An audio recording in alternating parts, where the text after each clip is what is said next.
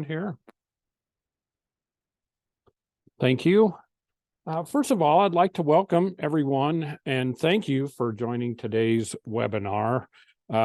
Today's session will be recorded, and the presentation and the presentation material will be posted on the Connect Wyoming landing page for your future reference and for those in your organizations that were unable to attend as well.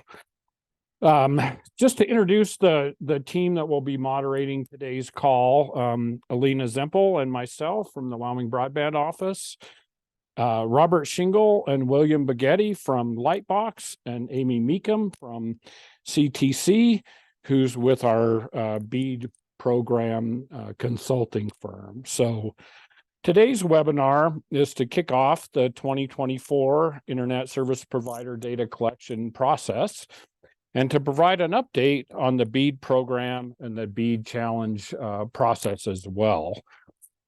Questions that you have along the way, put those in the Q&A section, and we'll answer those at the end of the presentation. And we will also have an opportunity at that time for some live Q&A as well. So with that, I will turn it over to Robert Shingle at Lightbox. Thank you, Dave. Morning, everyone. For this meeting's agenda, we're going to learn about the following things. We'll learn about the Connect Wyoming ISP data acquisition that Dave just mentioned. We'll learn about how to request a Lightbox Smart Fabric. We'll get to that in just 1 second. How an ISP can submit data to Lightbox through the Lightbox ISP data portal. And last but not least, learn more about the status of the BEAD program and the challenge process timeline. So starting off with the Connect Wyoming data acquisition, Connect Wyoming will be acquiring ISP broadband data during the month of March, so starting tomorrow till the end of the month. This would be similar to the FCC BDC submissions that you've been submitting in the past. The exception is that we do not require the FCC ID. This data will be sent to Lightbox and processed by Lightbox, and then furnished and provided to the state. This data will be used to compare and contrast as required to the FCC fabric in conjunction with CTC for their analysis with BEAD. Please note, for any ISPs that participated in the MAP challenge in the past, it is assumed that your records that you had previously submitted for challenge are updated as part of your data set, as there is no MAP challenge period for this phase. Please also note that Lightbox will provide all tools to be successful during this process. So if you require input data, there's a number of you on the call that have requested the Smart Fabric in the past. We will be providing that again. That will allow you to add your attribution to already existing addresses. We'll be providing a data portal, which allows for an automated, quick review and confirming that the data is the way it should be and it will be accepted, as well as documentation, data templates, and email support and phone support if required. Please also note that with recent changes over the last few quarters with the FCC BDC data, the state spec has been updated as well to reflect those things. One example here would be with the technology codes, where they added the license by rule. 2 years ago, that wasn't included. Now that is included. So this should look very familiar to the domain of values that you've been seeing from the FCC in the past. Now, just touching on the Smart Fabric itself, Lightbox, as a partner to the state, has its own fabric, a list of addresses, parcels, what have you. A number of you in the past have requested this data.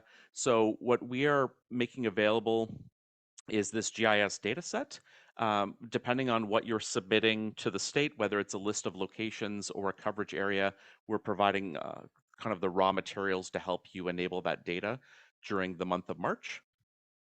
It's a very simple process. You just complete an online form requesting the state, the specific counties that you're looking for.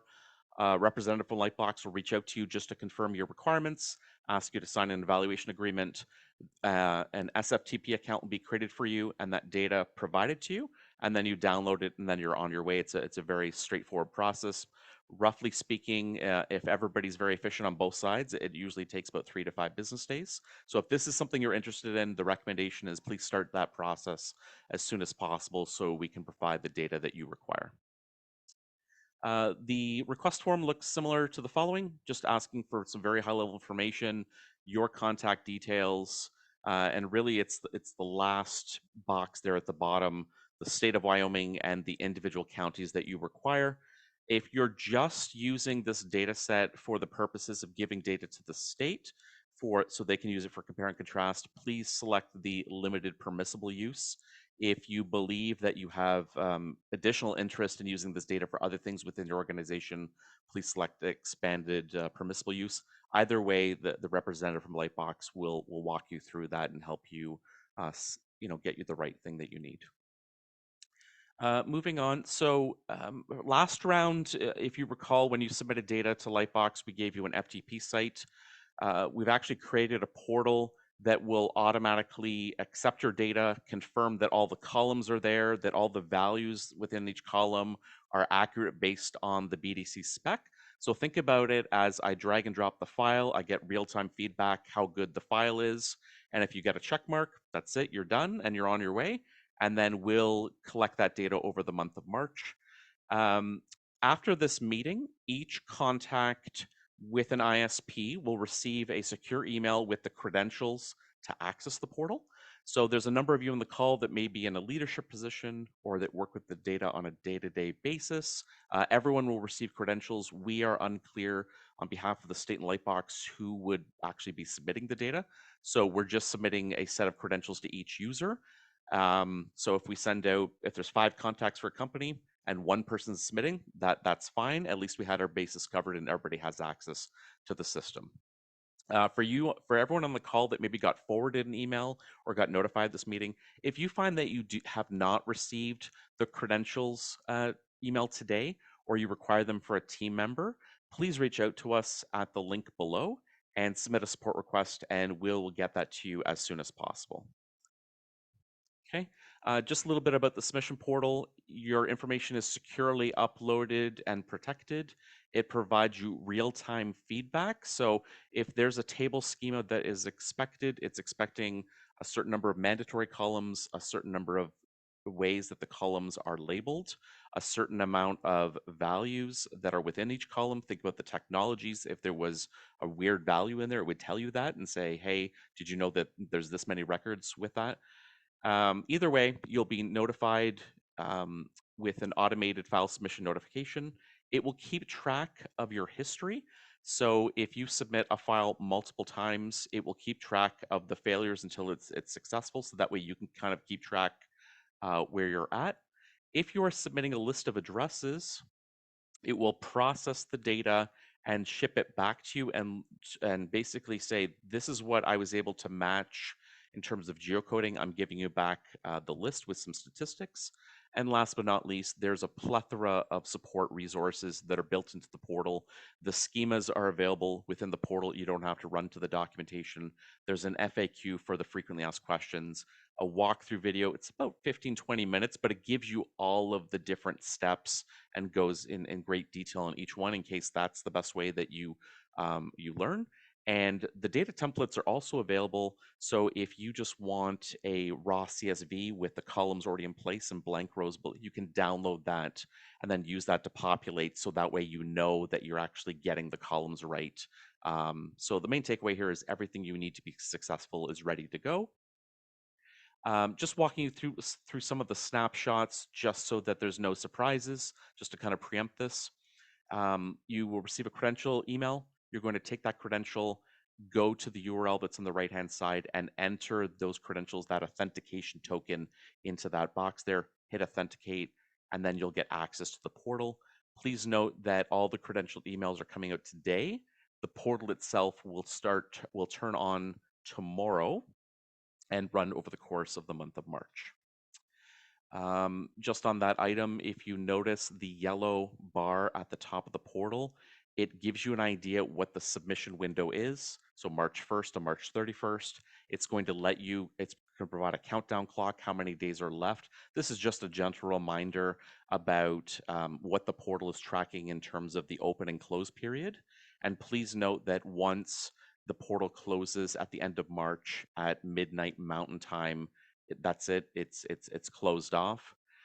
So please be mindful of that from a time management standpoint. When you go into the portal next, there's a number of different options. And as you're familiar, I can submit a list of locations, I can submit a coverage area. So all the different types of inputs have already been pre-configured and set up on your behalf.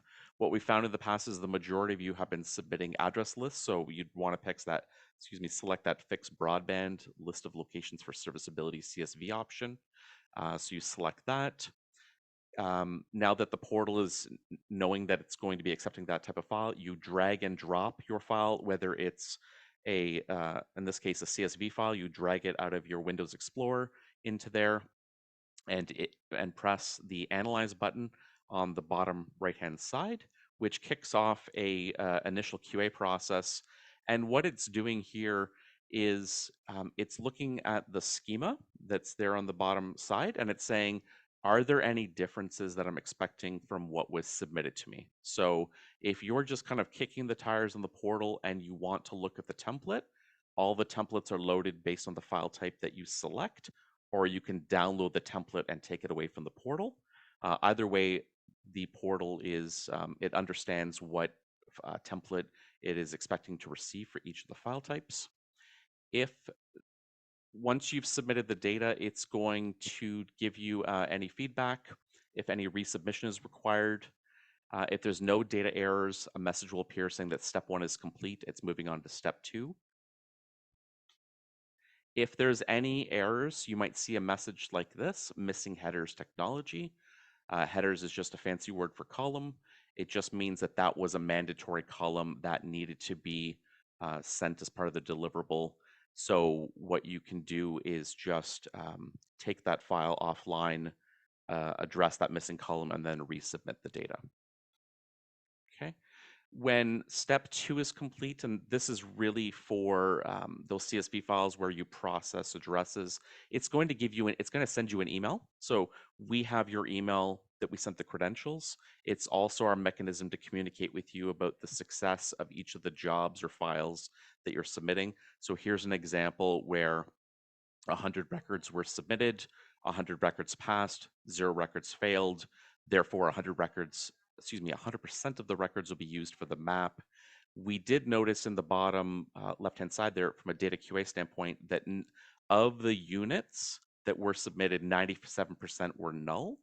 Now, units are not a mandatory field. It's something that is optional, but the address is there. But this is just giving you information about the quality, the level of completeness on the different columns, and you can choose to address those items or leave it as is because your business maybe does not collect units to that level or degree. Here's another example. If there was some failures on step 2, I'll go through each of these error messages. The first one is saying that the download column is 100% null. So the column is there, but there's no values contained within it. So the fix would be to backfill all the missing download values. The technology column says unexpected values, which means that there is a number that was submitted that's not part of the FCC BDC spec. So maybe it was number 200, which doesn't make any sense because the numbers go between 0 and 72. So for some reason that number got in there, and that would need to be addressed. And the other thing is that the column has the wrong data types. There is a mixture of 2 different types of data. So think about, I'm mixing text and numbers together. The system is catching things like that and is going to ask you to check on those things. Okay. As I mentioned, there's a file submissions table. So as you're submitting multiple records, let's say you're an ISP, multiple technologies, each one has its own technology and speed. And we've actually seen this with a number of states. An individual file is submitted for each one. The portal is able to handle this. What it means, though, is that each of these unique files will need to be tracked by you in the file submissions table in terms of getting it to be a green check mark that everything is accepted. And again, if some of these things seem to be overwhelming, please reach out to us and we'll gladly jump on a Zoom call to walk you through that, review the information with you to make sure that you get that green check mark as soon as possible. You always have the option of deleting the data based on the file submissions table. So if there's some reason that you've submitted two tables and one of them you're like, oh no, I didn't mean to submit that. I don't want that considered at all. You have the option on the left-hand side there with the little garbage can is just delete that data and that's forever. It's a forever delete. It's gone from any consideration whatsoever. On the right-hand side, again, you're looking for that teal green check mark that that file is accepted, no problems, everything was there. If there's a red check mark, it means that you've received some error messages and those need to be cleaned up before the file is accepted. So the main takeaway on this slide is if you're green, you're good. No more work is required for that file. If you're red, that data is not in the hands of the state right now in Lightbox to be used for steps downstream. So we are not completing the handshake of you handing over the data. So some work needs to be done. Again, the majority of what we've seen is that there's some column names missing. There's some weird values in certain columns. We just need that cleaned up, very cosmetic type things. But again, if you're having any concerns or frustrations, please feel free to reach out to us and we'll review those files with you. Lastly, support resources for ISPs, and I mentioned this at the top of the call. If you request support, you can submit a support request. If you want to know what the top frequently asked questions are, there's a whole 2 to 3 pages of FAQs that have been built out from users that have used these portals previously. And last but not least, there's a walkthrough video that goes through every single step from the beginning to the end and little things to note along the way, and somebody is doing a voiceover that explains what to do with different buttons. So however you require support, please consider all these options. Last but not least, we're also available by email. That will come up in the slides shortly, which is now. So if you need to contact Lightbox, have any questions about the process, the portal, anything like that, please feel free to submit an online support request through the portal itself. And again, you don't need credentials to do that. And or use the email, and you would have had this since the very beginning of the broadband program kicking off, but Wyoming ISP coordinator at lightboxre.com. And again, as Dave mentioned, this presentation, the guide, the PDF that Elena had sent out the meeting request, all of these things will be posted to the Connect Wyoming website so that you can review this at your leisure and speed. I'm now going to hand over the presentation to Amy from CTC to start walking through some BEAD updates for you guys. And Amy?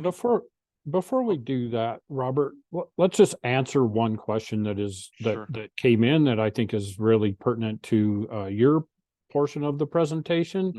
Mhm. The question: should addresses which will be serviceable in the future due to the Connect Wyoming ARPA CPF grant awards from December be included in the data submission? And the answer is this data submission that you're doing is what the current state of those addresses are. The state has the data from the awards, so we will address that on the map on the Lightbox side as those locations having an enforceable commitment. So you do not need to submit what the future state of those addresses are. Please submit what the current state of those addresses are. Robert, anything to add to that? No, Dave, that's great. Looking forward to the Q&A at the end of the meeting if anybody has any questions.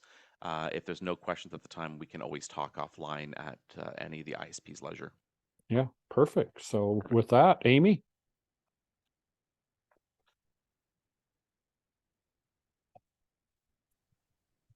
Thank you.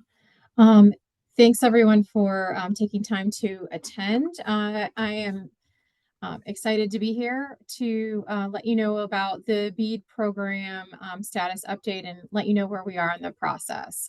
So here's a timeline overview, and many of you have probably seen this before. It's slightly updated here.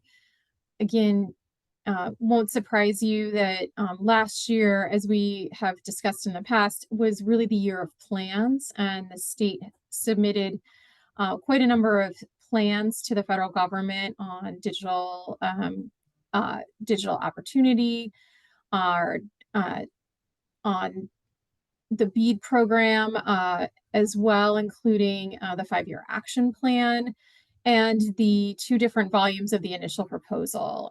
Volume 1 covered the challenge process and what's going to be done with the challenge process, and volume 2 covered really a number of issues, including how the state intends to move forward on subgrantee selection, which is upcoming this year. And so this year is really about implementing those plans, starting with the upcoming challenge process.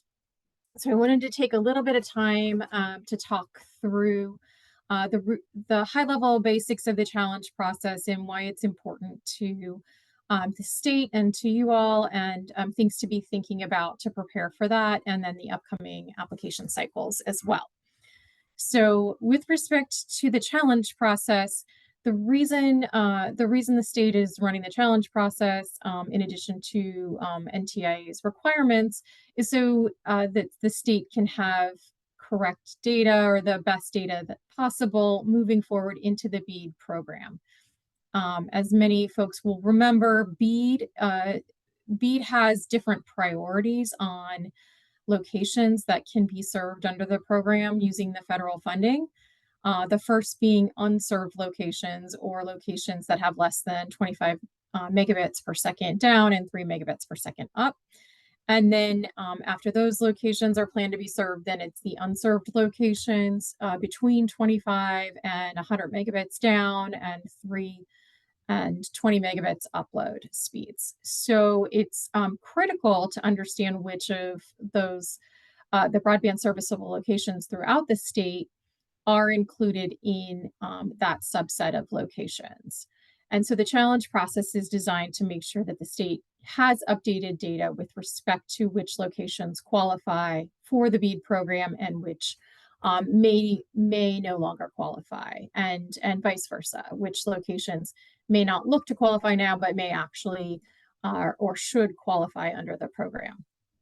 So it comes in 3 phases. The first phase is the challenge phase, which is a 30-day phase. And eligible challengers include nonprofits, ISPs, and local and tribal governments.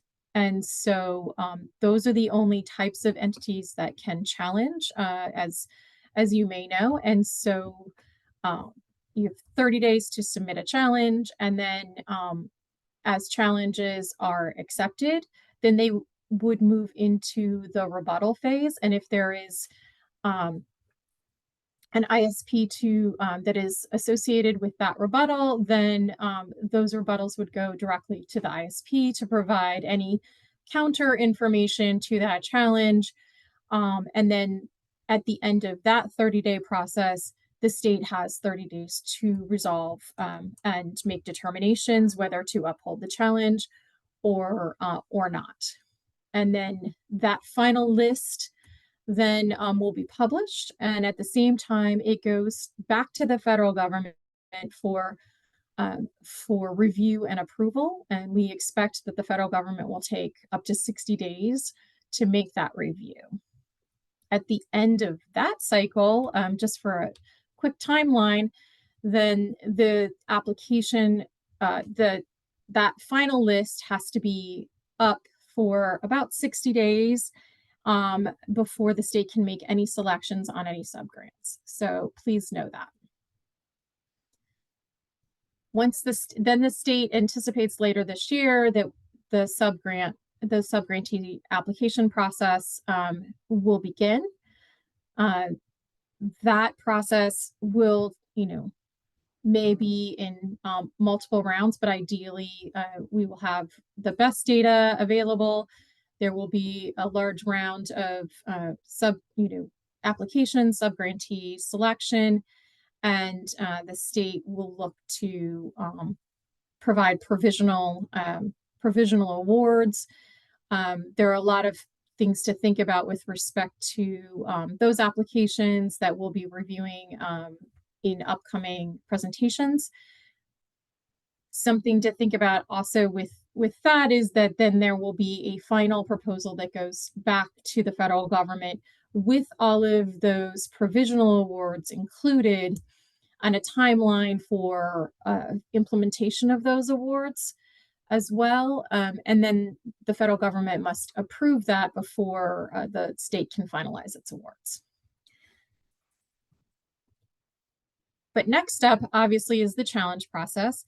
And just wanted to talk through a couple things that we're seeing, and then you'll hear more about this in upcoming weeks as we go into more detail about the challenge process and the types of evidence that is all available in the state's initial proposal as well. But the challenge process, what we've been seeing in other places and what we've heard from various states that are running this now is that oftentimes evidence is not complete. Again, the state is looking to get the right answer here. And so just wanted to make sure as you're thinking through this, help the state help you and make sure that you're providing evidence that supports what you're trying to show. So if, if if you're coming in to challenge that you provide availability somewhere that's not listed, and it's availability at the service levels that would make it a served entity and not an underserved or an unserved entity, then you want to make sure that that you're providing what's provided in the evidence, but also that we can see an address or a location associated with the service that's available at that location. One without the other is not helpful. And again, the state's just trying to get to the right answer. So please make sure that you have something complete that makes it very obvious so that the state can make a determination. So we've got here, again, the timeline. We're anticipating publishing a list of eligible locations and guidance for how to make the challenges in the portal early in Q2. And then again, once that has been published for at least a week, the challenge process will run for 30 days. The state will then make determinations whether those challenges will move forward or not. And then the rebuttal will run for 30 days. One of the other things I wanted to emphasize now, and you'll hear again, is please, if you're participating in the challenge portion, please submit your challenges early. Do not wait till the last minute. If you submit early, and as I noted, if you mistakenly did not have a complete set of evidence, but it seems like, that might get returned to you. If it was returned to you late, you might not get an opportunity to fix that and resubmit the challenge with that completed set of evidence. So just something to consider as you're working through how to work through the challenge process and make sure that the state, again, has the correct data there. And then again, at the end of the rebuttal phase, the state will make a determination and submit those that final determination to the federal government.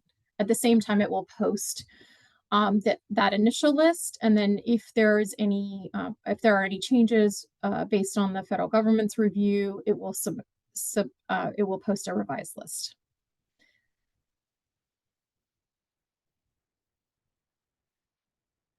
David, is there anything else that you think that we should emphasize about the timeline that I missed here? Because we're really going to hear a lot more about the challenge process in upcoming weeks.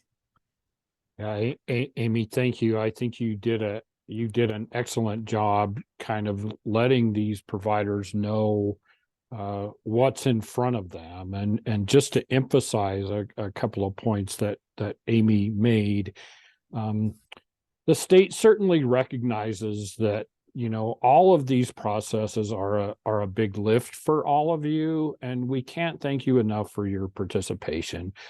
In order to make these programs successful, it's your data, it's your participation that is key to that. So, in recognizing really these key milestones that are going to happen over really the next 6 months, even before we get to the application phase. You know, this ISP submission of your data to the state is the first of that. The challenge portion that Amy went through will be the next portion of that. A couple of other things that are in the background as well is that those of you that had CAF2 awards, RDOF awards, and enhanced ACAM awards will be asked for some data related to those awards as well.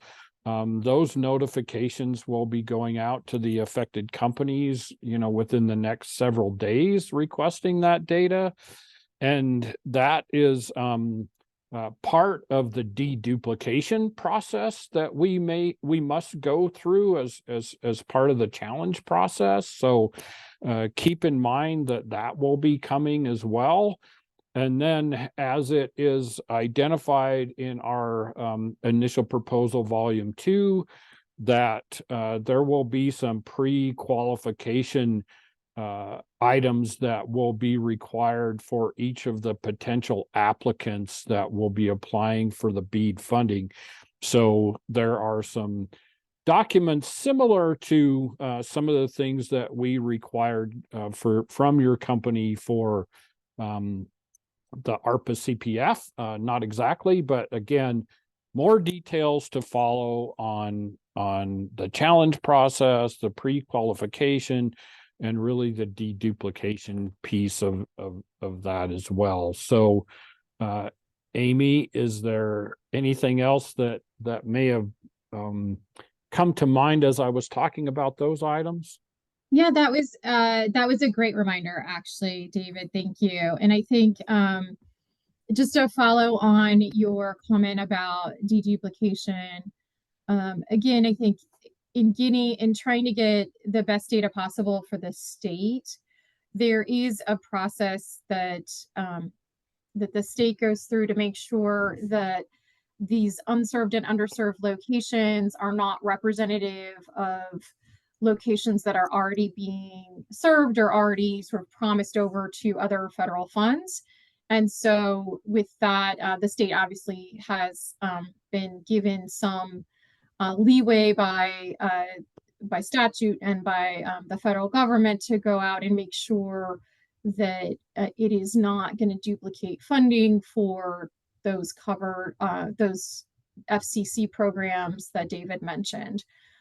So please, when you get those, please respond to the state so we make sure that those aren't included and you don't have to make a challenge, but otherwise the challenge portal will be available for that. And there will be some certification requirements to show that, you know, that those locations should be removed. But the state's not, you know, the state's looking to maximize this funding to make sure that Wyomingites can have access to broadband. So, if there's other, can I point out, do you mind if I point out in advance, David, a couple things that might be different from previous federal programs, just to consider, to maybe so folks can familiarize themselves with some of the requirements. Yeah, please go ahead, Not Amy. funding won't come from the state, right? So yeah, no, please go ahead, Amy. We have a little okay. bit of time, and then we'll go into Q&A. So something that might be a little bit different, and there's we're expecting some forthcoming guidance from NTIA on this. The ARPA programs did not require compliance with Environmental and Historic Preservation Act rules, and NTIA is actually doing something a little bit different there. So NTIA should be anytime now should be putting out some additional guidance on what the national Environmental Preservation Act rules will be. But something to be thinking about if you've had a USDA loan before, or if you've worked with other federal programs with that, is like, what do categorical exclusions look like? What slight changes would I might need to be thinking about with my project with respect to construction might fit within that, but maybe start familiarizing yourself there. Also, NTI just issued a Buy American waiver, a BABA waiver that we can make available on the broadband office website. So that's going to have some other implications, and there'll be some additional information coming about that as well. So just there's some slight changes that we want to make sure folks are starting to prepare for. Yeah, excellent. Amy, thank you for talking about those things as well as we help the providers prepare themselves for really what's coming over the upcoming months. So again, I want to thank you for that, and thank Robert as well for talking about the changes to the ISP submission, and hopefully with the advent of the portal that it'll make it much easier on all of you as well. And also, you know, a quality product that's coming across to the state as well. So with that, there's no additional questions in the Q&A, but I'll take a minute if someone would like to raise their hand that we could answer a question live. We can certainly take the time to do that now. So with that being said, as we're waiting for maybe some questions to come in, again, just to reiterate, you know, that timeline that Amy shared, as it stands right now, based on what we have in front of us as far as the BEAD program goes, you know, we would fully anticipate that application process right now to begin in the beginning of fourth quarter as the timeline goes. But also keep in mind that, you know, we will have regular communication going out to all of you and any maybe new entrants into the market as well in the coming months with some regular cadence, just because we have so much coming out in front of us. So with that, there is one question in the Q&A. Will this presentation, specifically the Lightbox info, be available after we're done here?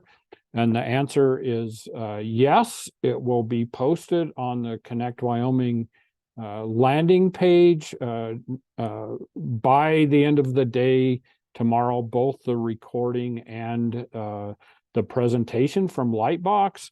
And we'll also put the ISP submission guide on there that was sent out with the original invitation that Elena sent out as well.